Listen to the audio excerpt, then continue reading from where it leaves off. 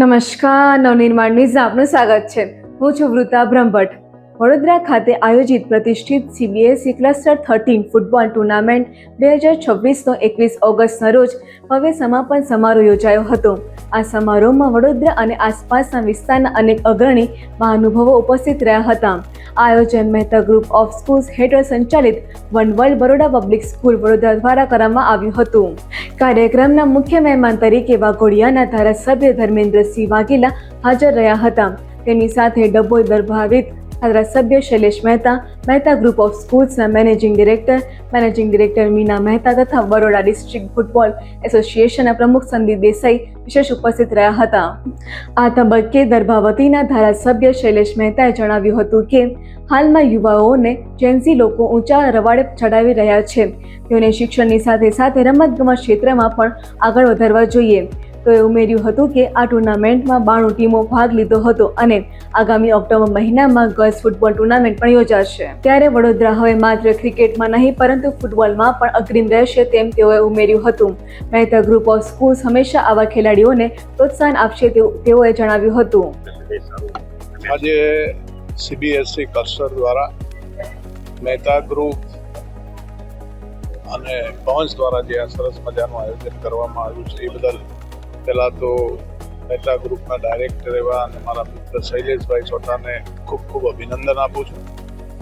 અને વડોદરા ક્રિકેટ ખાતે તો આખા દેશ અને દુનિયામાં મશહૂર છે, પણ આ જે ફૂટબોલનું સરસ મજાનું આયોજન કરીને જે ગુજરાતની ટીમો આની અંદર ભાગ લીધો છે એ તમામ ટીમોને અહીંયાથી અમારા મહેતા ગ્રુપ દ્વારા જે પ્રોત્સાહિત કરવામાં આવ્યા છે, ખરેખર બહુ ખુશીનો દિવસ કહેવાય. આજે અહીંયા જે કંઈ રનર્સ અને ચેમ્પિયન ટીમ છે એ લોકોને ટ્રોફી અને ઇનામ વિતરણનું મારી વિધાનસભાના કોયલી ગામ ખાતે રાખવામાં આવ્યું છે.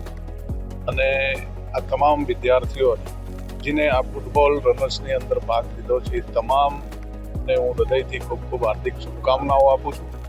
સાથે સાથે આવનારા સમયમાં વડોદરાનું પણ ફૂટબોલની અંદર નામ થાય અને આ જ વિદ્યાર્થીઓ નેશનલ અને ઇન્ટરનેશનલ સુધી પહોંચે એવી દરેકને હું હાર્દિક શુભકામનાઓ આપું છું.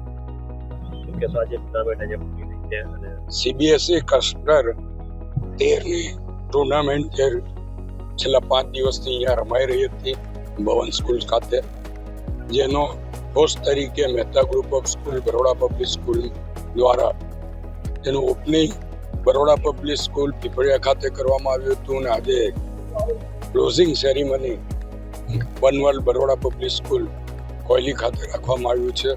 અને આપ જોઈ શકો છો કે ક્લસ્ટરમાંથી આવેલી અનેક સ્કૂલો છે, મહેસાણા, સુરત, અંકલેશ્વર, વડોદરાની સિગ્નસ, આ બધી સ્કૂલોના બાળકો ચેમ્પિયન થયા છે. લગભગ 92 ટીમોએ ભાગ લીધો હતો. એમાં 1500 કરતાં વધુ બાળકો આ ટુર્નામેન્ટમાં ભાગ લઈ રહ્યા હતા.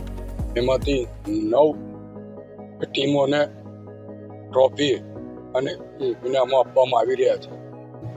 આ ટુર્નામેન્ટને સફળ બનાવવા માટે વડોદરા ફૂટબોલ એસોસિએશન, ખાસ કરીને પ્રમુખ સંદીપભાઈ દેસાઈ અને એમની ટીમને દિલથી આભાર માનું છું. સાથે ગ્રાઉન્ડ એરેન્જમેન્ટ માટે ભવન સ્કૂલ અને ઠાકુર સાહેબને પણ અભિનંદન આપું છું. એમના તરફથી જે સહયોગ મળ્યો એના કારણે જ આ સફળ ટુર્નામેન્ટ થઈ શકી છે. આગામી દિવસોમાં ઓક્ટોબર મહિનામાં ગર્લ્સની નેશનલ ટુર્નામેન્ટ વડોદરામાં થવા જઈ રહી છે અને એમાં બીજા દેશમાંથી પણ ટીમો આવનાર છે. ત્યારે વડોદરા હવે એકલા ક્રિકેટ માટે નહીં પણ ફૂટબોલ માટે પણ જાણીતું થશે અને યુવાનો જે જેનજી ને લોકો ઊંધા રસ્તે લઈ જવાનો પ્રયત્ન કરી રહ્યા છે, એની જગ્યાએ જેનજીને રમતગમતમાં, શૈક્ષણિક ક્ષેત્ર તો ખરું જ, સાથે રમતમાં પણ પ્રોત્સાહન અલગ અલગ રમતોમાં મળે અને એમને સાચો રસ્તો બતાવવામાં આવે એ હાલની જરૂરિયાત છે. મહેતા ગ્રુપ ઓફ સ્કૂલ એના માટે પ્રયત્નશીલ છે. એ લોકોને સાચો રસ્તો કે રમતના મેદાનમાં જઈને સારી રીતે ટીમ સ્પિરિટથી એ લોકો કામ કરે અને એક ખેલદિલીની ભાવના યુવાનોમાં ઊભી થાય, એ જ આમનો મોટો રહેલો છે.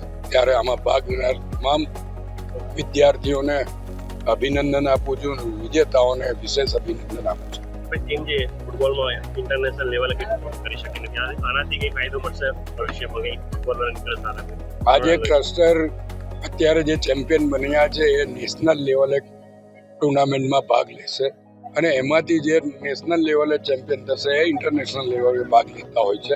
ત્યારે વડોદરાનું, ગુજરાતનું અને દેશનું નામ નેશનલ લેવલ ફૂટબોલમાં થાય એ જ આના માટેનો આશય રહેલો છે.